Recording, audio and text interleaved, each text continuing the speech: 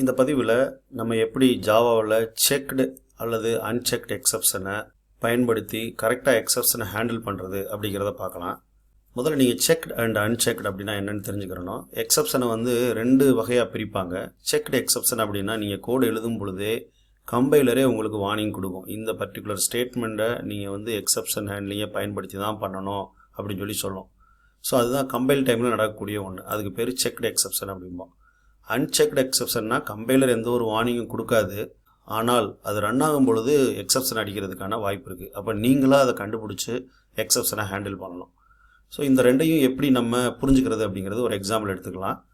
நம்ம முந்தைய பதிவில் க்ரியேட் பண்ண அரித்மெட்டிக் லைப்ரரி அதில் ஒரு மெத்தடை எடுத்துக்கிடுவோம். அது டிவைட் அப்படிங்கிற மெத்தட் இன்டீஜர் a, b அப்படின்னு ரெண்டு பேராமீட்டர்ஸை வாங்கி அது சிம்பிளாக டிவிஷன் ஆஃப் அந்த 2 நம்பர்ஸை ரிட்டர்ன் பண்ணும். இந்த மெத்தடை நான் ஒரு டெஸ்ட் கிளாஸில் கால் பண்ணுறேன். இப்போ இந்த கோடை நம்ம ரன் பண்ணி பார்க்கலாம். எந்த ஒரு பிரச்சனையும் இல்லை. 10/2 5.0 அப்படின்னு சொல்லி நமக்கு அவுட்புட் வந்துருச்சு. இப்போ இன்கேஸ் இங்கே நான் 2க்கு பதிலாக இந்த டினாமினேட்டரை 0 அப்படின்னு கொடுத்தேன் அப்படின்னு பார்த்தீங்கன்னா இங்கே பாருங்கள் எக்ஸப்ஷன் த்ரோ ஆயிடுச்சு. பட் இந்த எக்ஸப்ஷன் எப்போ த்ரோ ஆகுது? ஒன்லி இந்த b அப்படிங்கிற டினாமினேட்டர் 0வாக இருந்தால் மட்டும்தான் உங்களுக்கு இந்த எக்ஸப்ஷன் த்ரோ ஆகும். ஸோ இந்த கேஸில் உங்களுக்கு கம்பைலர் எந்த ஒரு வார்னிங்கும் கொடுக்கல. நீங்கள் கோட் எழுதும் பொழுது அந்த இன்புட் வேல்யூ மாறும் பொழுது எக்ஸப்ஷன் த்ரோ ஆகுது. இதுதான் ரன் டைம் எக்ஸப்ஷன். இதை நம்ம அன்செக்ட் அப்படிம்போம். ஏன் இதை அன்செக்ட் அப்படிங்கிறோம்?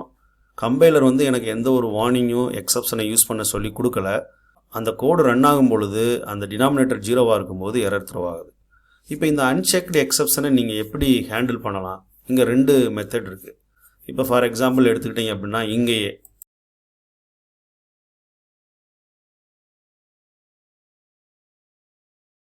இப்போ பாருங்கள், நான் ஒரு கண்டிஷனல் ஸ்டேட்மெண்ட்லேயே நான் அதை ஹேண்டில் பண்ணியிருக்கேன். b 0வாக இருந்தால் சும்மா 0ன்னு கொடு, இல்லைனா a/b கொடு அப்படின்னு இருக்கும். இப்போ இங்கே பாருங்கள் எக்ஸப்ஷனே த்ரோ ஆகாது, சிம்பிளாக 0ன்னு வந்துடும். ஏன்னா நம்ம அந்த மாதிரி நமக்கு தெரியும் b 0வாக இருந்தால் எரர் வரப்போகுது அப்படின்ட்டு அதை நம்ம ஹேண்டில் பண்ணியிருக்கோம் கண்டிஷனலை வச்சு. இது ஒரு வகையான மெத்தட். இப்படியும் நீங்கள் பண்ணலாம். இப்போ இந்த கண்டிஷனல் ஸ்டேட்மெண்ட்லாம் எடுத்துகிட்டு நான் ப்ராப்பராக எக்ஸப்ஷன் ஹேண்டில் பண்ணணும் அப்படின்னா நம்ம என்ன பண்ணுவோம்? இங்கே நம்ம ட்ரை யூஸ் பண்ணுவோம். நம்ம எங்கே எக்ஸப்ஷன் வரணும்னு நினைக்கிறோமோ அந்த பிளாக்கெல்லாம் அந்த ட்ரைக்குள்ளே போட்டுட்டு நம்ம அரித்மெட்டிக் எக்ஸப்ஷன் அப்படிங்கிற அந்த எக்ஸப்ஷன் கிளாஸை கால் பண்ணிடுவோம்.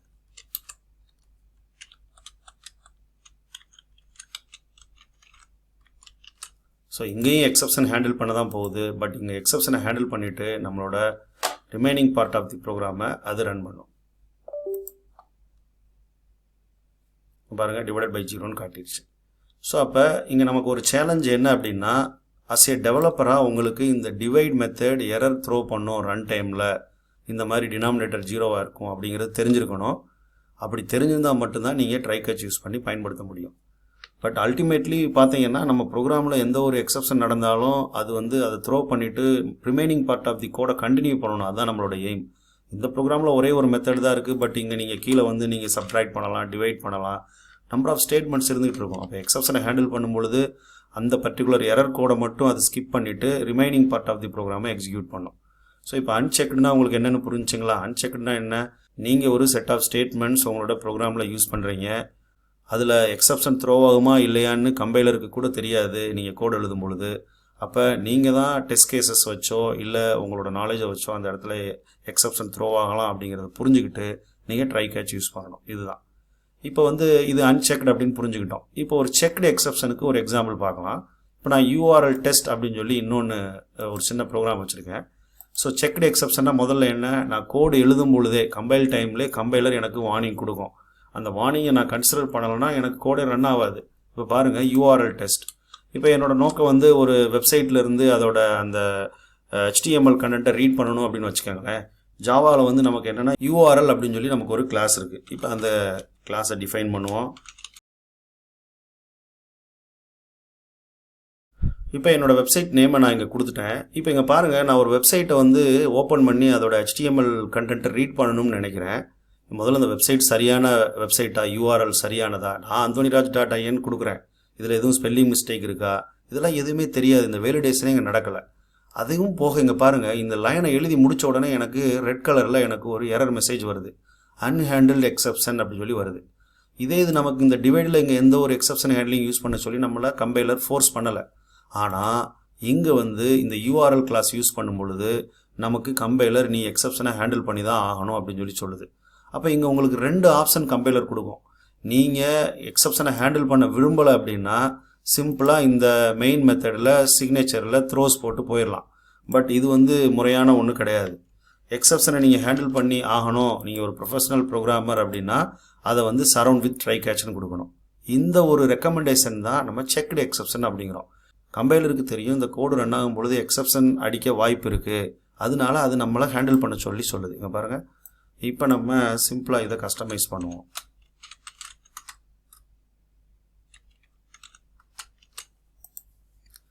ஸோ கம்பைலரே நமக்கு இங்கே சொல்லுது MalformedURLException வர்றதுக்கான வாய்ப்பு இருக்குது, அதனால நம்ம அதை கேட்ச் பிளாக்ல யூஸ் பண்ணி ஹேண்டில் பண்ணலாம்.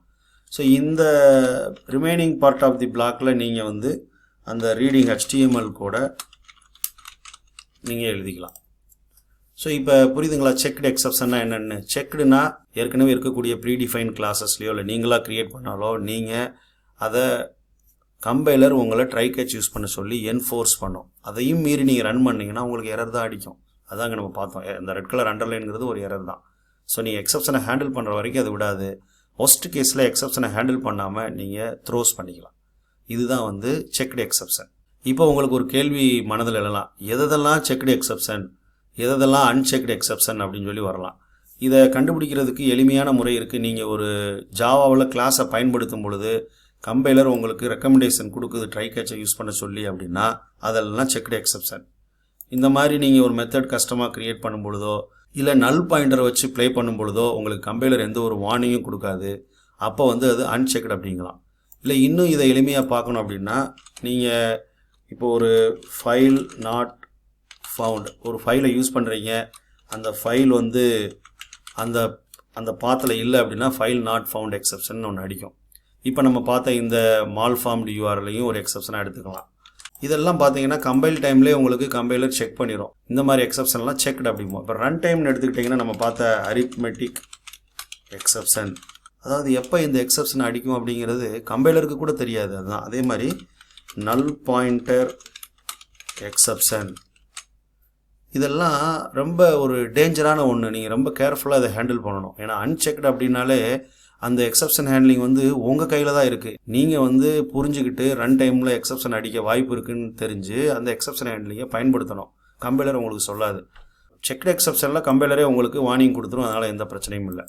இப்போ இன்னொரு விதமாக இதை யோசிக்கலாம். இப்போ நீங்கள் கஸ்டம் எக்ஸப்ஷன் உங்கள் ப்ராஜெக்டில் க்ரியேட் பண்ணுறீங்க அப்படின்னா அந்த எக்ஸப்ஷன் செக்டா இல்லை அன்செக்டாக இருக்கணும் அப்படின்னு பார்த்தீங்கன்னா அஸ் ஏ டெவலப்பராக நீங்கள் ஒரு கஸ்டம் எக்ஸப்ஷன் உங்கள் ப்ராஜெக்ட்டுக்கு க்ரியேட் பண்ணும்பொழுது அது எப்பயுமே செக்டாக இருக்கிறது தான் ரெக்கமெண்டட். ஏன்னா நீங்கள் க்ரியேட் பண்ண எக்ஸப்ஷனை இன்னொரு டெவலப்பரை அது யூஸ் பண்ண சொல்லி என்ஃபோர்ஸ் பண்ணும் கம்பைலர். அதுதான் செக்டோட மீனிங் இல்லைங்களா? நீங்கள் அன்செக்டுன்னு க்ரியேட் பண்ணிட்டீங்க அப்படின்னா அது நீங்கள் க்ரியேட் பண்ணது ஒரு பக்கம் இருக்கும், டெவலப்பருக்கு அது இருக்கா இல்லையானே தெரியாது. ஸோ அவராக புரிஞ்சுக்கிட்டு யூஸ் பண்ணணும். அதனால் ஆல்வேஸ் நீங்கள் ஒரு கஸ்டம் எக்ஸப்ஷன் க்ரியேட் பண்ணுறீங்க அப்படின்னா அது செக்டாக தான் இருக்கணும். ஸோ கஸ்டம் எக்ஸப்ஷன் எப்படி க்ரியேட் பண்ணுறது அப்படிங்கிறத நம்ம வரும் பதிவுகளில் மிக தெளிவாக பார்க்கலாம். இப்போதைக்கு இந்த டைப்ஸை மட்டும் நல்லா புரிஞ்சுக்கோங்க. நன்றி.